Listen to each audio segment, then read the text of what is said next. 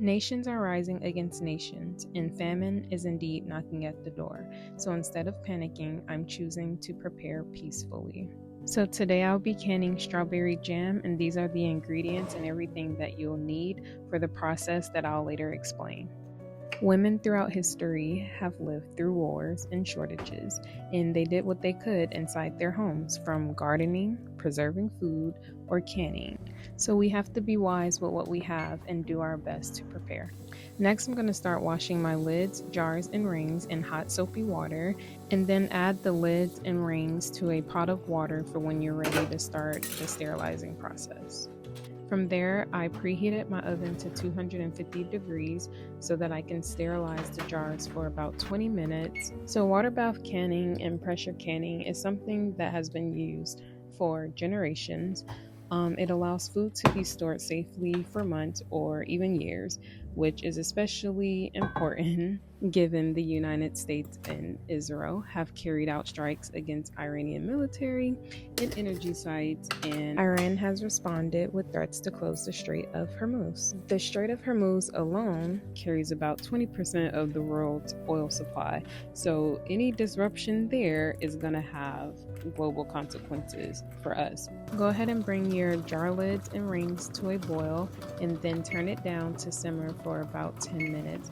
So a lot of us depend on the government for everything, when the government has shown that they can and will take things away and increase prices like gas prices and food prices at the drop of a dime.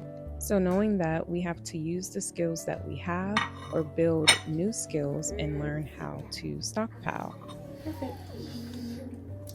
So now that the jam is ready, I'm going to go ahead and grab a clean towel to place my hot and sterilized jars on. So you can go ahead and grab your jar tongs to get those out of the oven because they will be hot. And then your wide mouth funnel to start filling the jars with the jam. So I'm not measuring here, but you can use your bubble popper to measure about a fourth headspace. The next thing you want to do is grab your white vinegar to clean the rims of the jars because you want to make sure that there's nothing there that's going to interfere with the sealing process. Now you can grab your magnetic lid lifter to start putting the lids and the rings onto the jars. And then twist the lids on fingertip tight. And then from there, I went ahead and start filling the rest of the jars with the same process. Fill them and make sure you're cleaning the rims. And this is how you would use the bubble popper to measure headspace. Next, you want to fill your water bath canner, or stock pot halfway with water so that you can boil it.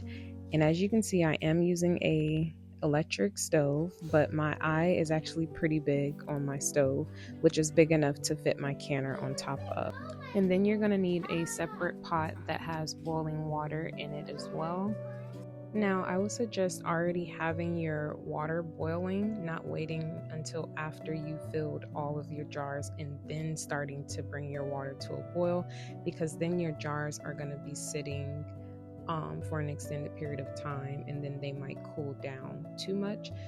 This was my first time recording this process, so having my jar sit longer than I wanted, I ended up transferring jam from the jars that I felt like were too cool to jars that I had still sitting in the oven.